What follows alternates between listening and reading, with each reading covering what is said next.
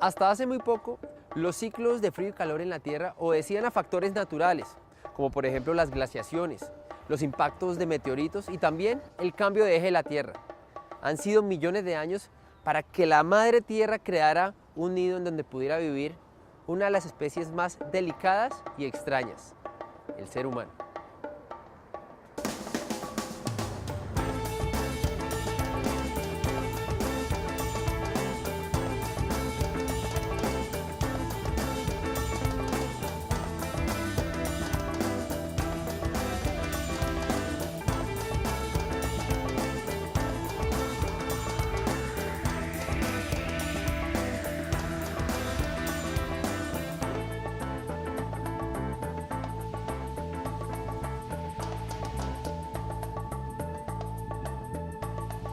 Por primera vez, los cambios de temperatura en la Tierra obedecen casi de manera exclusiva a la acción de nuestra especie.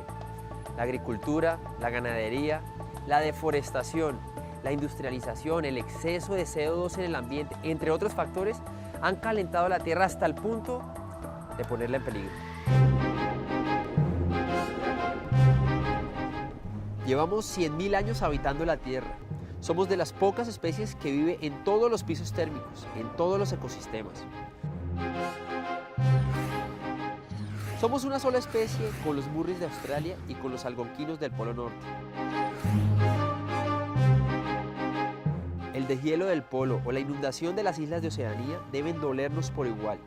Además, el trópico también sufre las consecuencias del cambio climático. Es el planeta el que nos llama a transformar la manera de vivir y convivir con el resto de los seres. La Universidad de Ciencias Aplicadas y Ambientales busca respuestas desde la ciencia, pero sobre todo desde un diálogo serio y decidido entre todas las comunidades.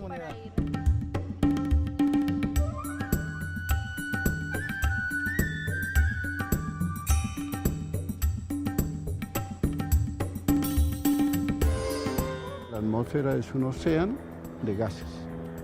Hay unos gases que son totalmente constantes que ocupan el 99% de la atmósfera y unos gases que son variables.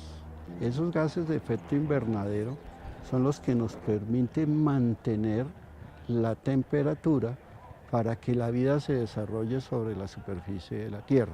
Cualquier cambio que le hagamos a esos gases por diferentes actividades generarían todo un cambio. Y ese cambio climático genera, lógicamente, todo un cambio global.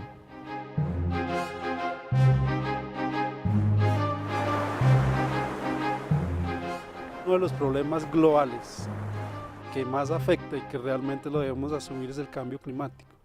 Sin embargo, el cambio climático lo vemos muy lejos, todavía no lo asumimos, digamos, en nuestros quehaceres diarios, pero sí vemos ya sus efectos.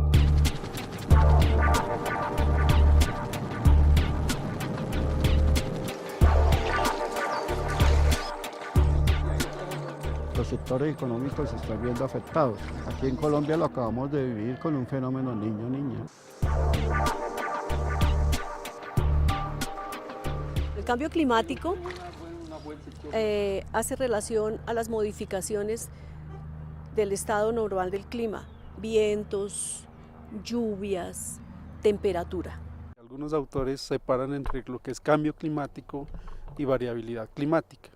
Entonces la variabilidad climática como un proceso natural y el cambio climático atribuido a las actividades antrópicas. Pero de todas maneras los dos nos están afectando.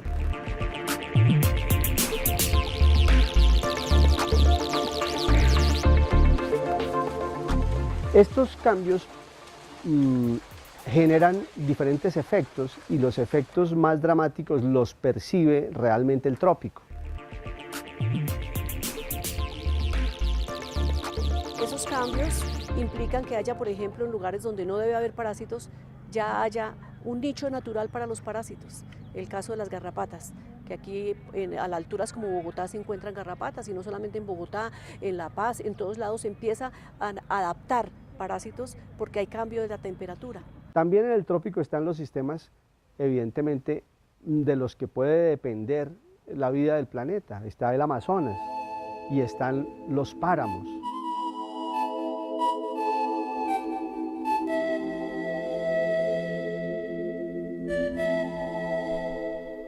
Fabio Sierra, soy agricultor de aquí de la vereda Páramo de Guerrero Occidental. Llevo en la labor de la agricultura como unos 50 años. Mi familia es mi esposa y 4 hijos, 3 varones y una mujer, 8 nietos. Para mí el cambio climático es que cuando calienta el sol ya calienta como demasiado duro. Y también en la hora de la tarde se baja la temperatura bastante.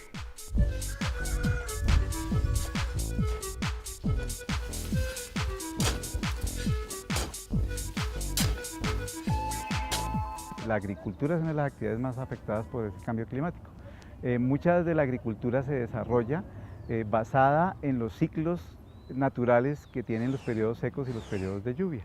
Estos periodos secos y de lluvia, que están muy definidos en cada una de las zonas geográficas del país, han venido cambiando también. En algunos casos se han acortado, en otros se han prolongado y causando fenómenos de prolongadas sequías o de intensos inviernos que ocasionan fuertes inundaciones y que sin duda afectan la producción agrícola.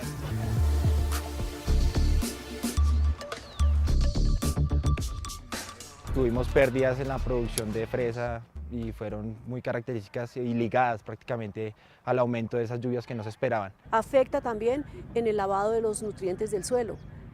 El volumen de agua que cae en cada temporada de lluvia se ha aumentado enormemente y por eso las inundaciones.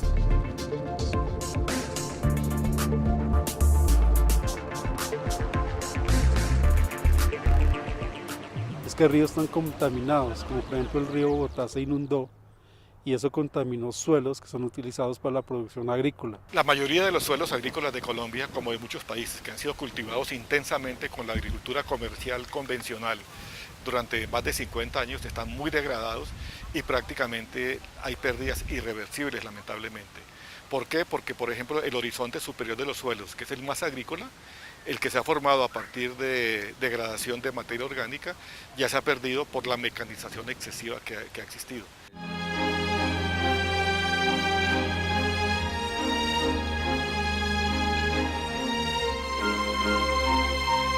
Aquí estamos. Este es nuestro lugar en el universo. 4.500.000 años de evolución, de los cuales al menos 3.800.000 han sido de cambios en los estilos y las formas de vida. Nosotros los seres humanos somos relativamente nuevos, ya que no hace ni 40.000 años que América estuvo poblada por el Homo sapiens.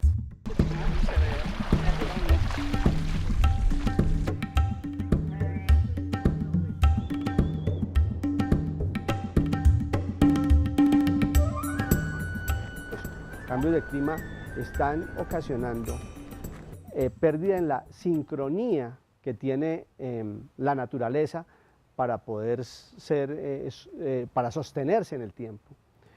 Si hay un cambio de clima, es posible que los momentos de floración de las plantas, por ejemplo, no coincidan con los momentos de los agentes que permiten la polinización hacer su trabajo correctamente.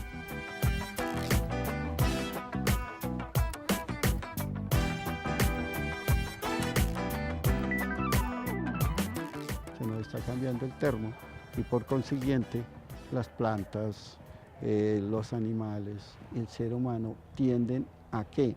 A buscar una adaptación a esas nuevas condiciones que se han generado por un efecto ajeno a la dinámica natural de la atmósfera, como es lógicamente la parte antrópica.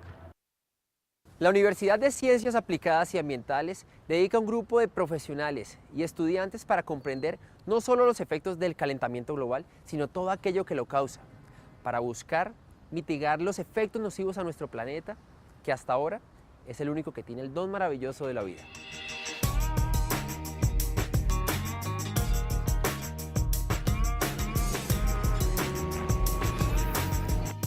El grupo UNAgroambiental es un grupo que se conformó por diferentes iniciativas de las facultades, especialmente la Facultad de Ciencias Pecuarias, la Facultad de Medicina, Ingeniería Agronómica, Ingeniería Geográfica Ambiental y Ciencias Ambientales. Allí con el fin de generar acciones para la adaptación, la formación en las comunidades hacia el cambio climático.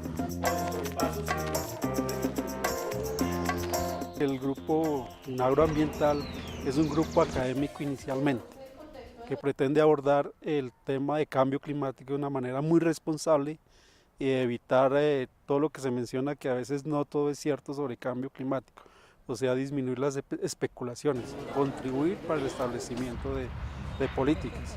La red UNAGRO ambiental es un muy buen ejemplo de cómo se puede actuar con el expertise de las universidades, con los programas de investigación focalizados, con la atención local, a problemas de desarrollo local, a problemas de contingencias ambientales, etcétera.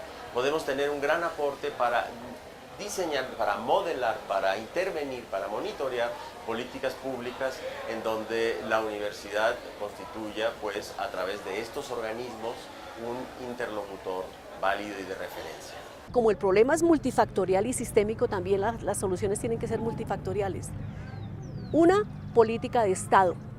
Actualmente existe el proyecto en adaptación de cambio climático a nivel nacional, y es fundamental que la universidad como academia no solo se quede en el desarrollo de sus publicaciones, en investigación o de pronto educar a la comunidad, sino que se articula estos planes nacionales y locales.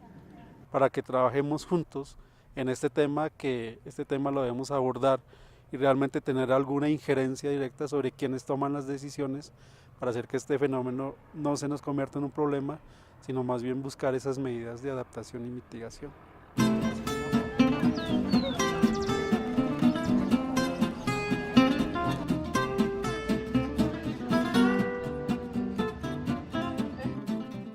Los estudios nos han permitido conocer cómo y por qué se genera el cambio climático.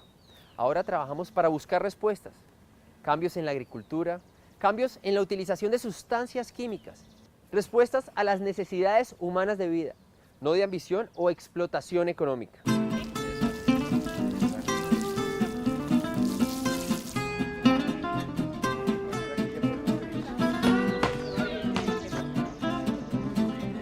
La agricultura también tiene que empezar a modernizarse para atenuar un poco ese impacto o esa contribución a ese impacto que tiene esta actividad económica y humana.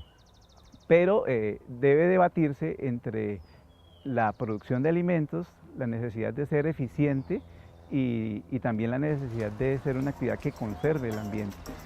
Es un reto muy grande para todos los profesionales que se dedican a los estudios del campo y también para todos los agricultores.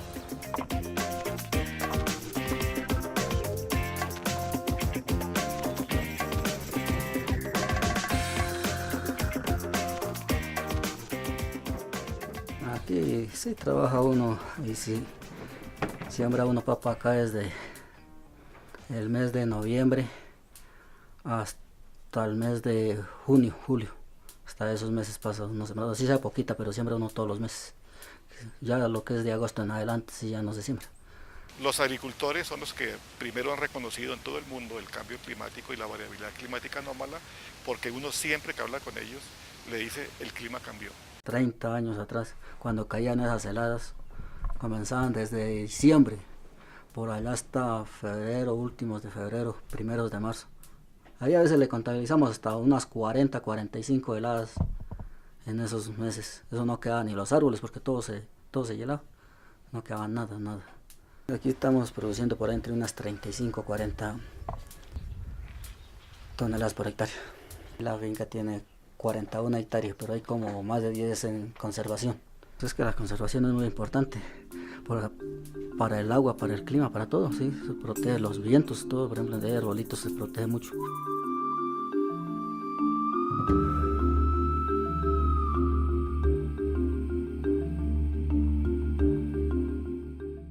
Hay árboles grandes, árboles pequeños que hasta ahora ahí se alcanzan a ver. Entonces así va conservando uno la agüita.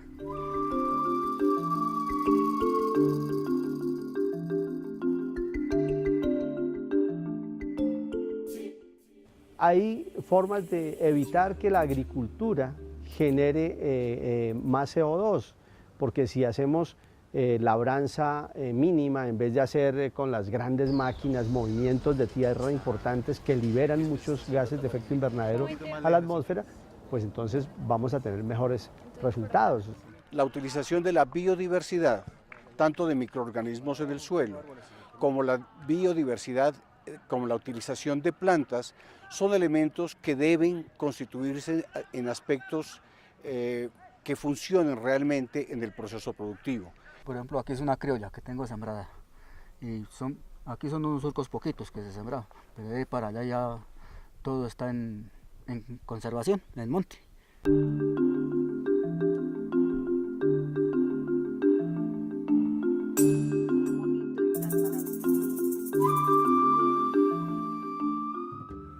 Allá arriba tenemos un bosque nativo, pero a la vez reconstruido.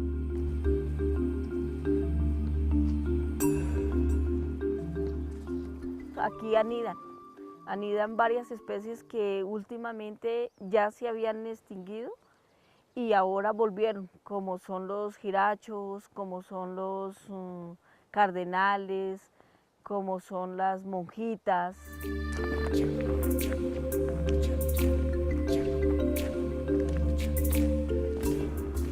Esto es lo que les vengo diciendo, ahí pueden ver, así todo que esto es lo que es nativo, que jamás ha sido tocado así por una máquina, ni ha sido sembrado ni nada.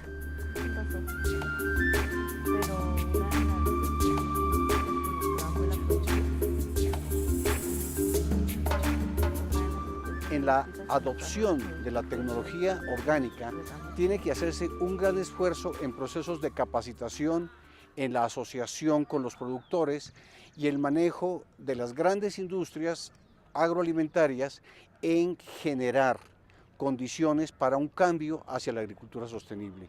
Ese tipo de agricultura inteligente es el que va a ser la tendencia que vamos a estar viendo durante estos años y generarán, por supuesto, cambios curriculares dirigidos precisamente a que los nuevos profesionales conozcan oportunamente y desarrollen, por supuesto, con sus profesores y con los expertos y los investigadores de los grupos de las universidades y de los centros de investigación del país, desarrollen productos para entregarle a los productores que permitan, por supuesto, un nuevo desarrollo. Pues eso sí sería muy bueno que trajeran de verdad, digamos, como buenas prácticas y vinieran y le capacitaran al agricultor, porque habemos unos que en realidad cuidamos. Ojalá que esto que estamos haciendo hoy acá y que estamos mostrando sea un ejemplo para los hermanos campesinos donde haya territorio rural, donde se pueda reforestar, al menos hacer las cercas vivas, porque ya el daño que está hecho ya es irreparable, pero por lo menos hacer cercas vivas, sostener estas chapas de monte nativas que hay y hacer barreras protectoras de aire para que no acaben los suelos que aún todavía tenemos fértiles. Si no lo cuida uno, no cuida uno su tierra, entonces ¿qué le va a dejar uno para el futuro de los hijos y de los nietos y demás descendencias?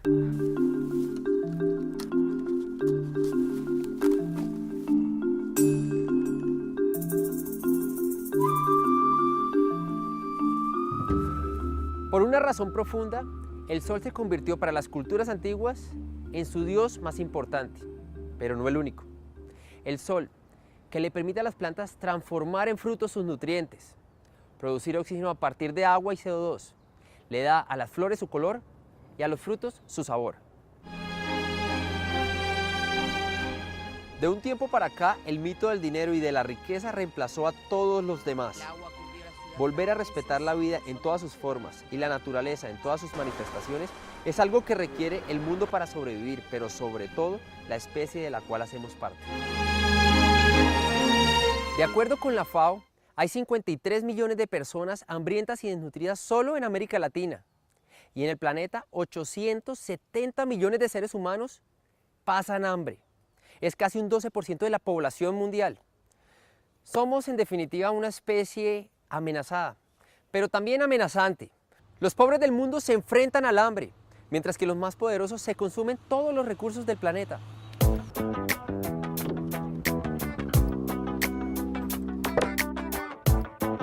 El panel intergubernamental de cambio climático de la Organización Meteorológica Mundial concluyó en su último informe del que el que está en riesgo de extinguirse no es el sistema natural, sino es el hombre.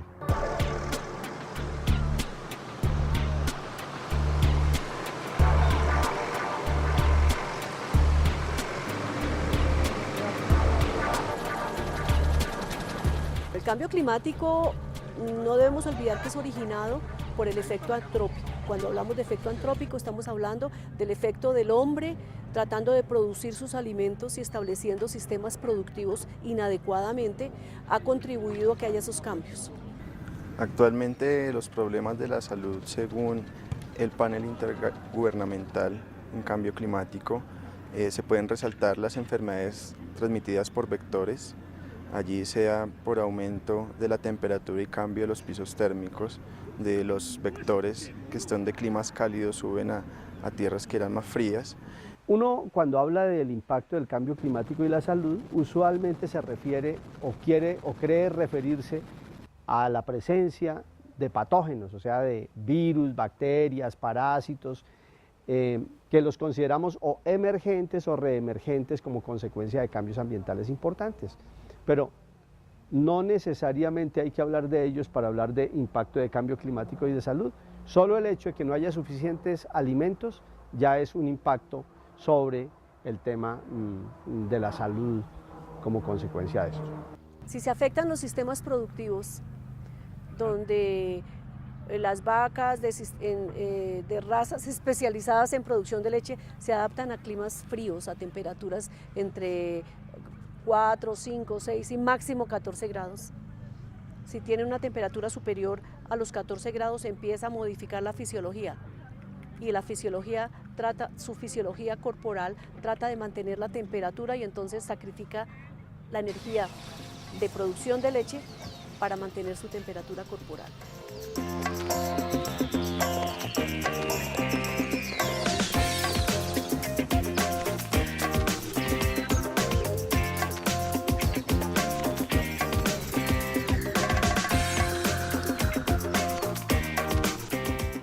A la llegada de los españoles a la sabana de Bogotá en 1538, el Gran Río cubría toda la zona de la selva andina y aquí podían convivir perfectamente cientos de especies.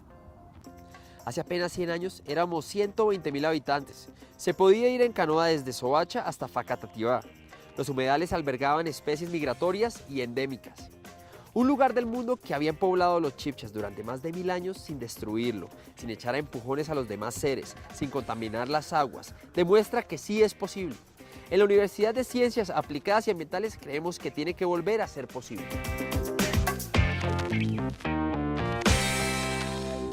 Hay un concepto de salud que se maneja, aceptado también por la Organización Mundial de la Salud, que es un mundo, una salud. Las enfermedades de los animales están en directa relación con las enfermedades humanas, por lo tanto debemos trabajar como un todo la salud y deberíamos trabajar mucho más cerca los médicos humanos y los médicos veterinarios y el personal paramédico para poder contener oportunamente o diagnosticar y contener oportunamente estas enfermedades. No se puede generar medidas de adaptación al cambio climático desde la academia sola o solo las instituciones del gobierno o solo la comunidad, sino allí pues debe generarse un trabajo transdisciplinario. Hay un cambio que es el cambio individual, un rediseño de la actitud frente a la basura, frente al uso adecuado del agua. Querer hacerlo, querer comprometernos realmente con el cambio que se necesita. Aquí arriba ahorita vea que los otros también los podemos ver. Ahí los tengo. Los pocitos son unos pocitos pequeños, pero entonces arbolizados y con su cerca de corriente, protegiéndolos.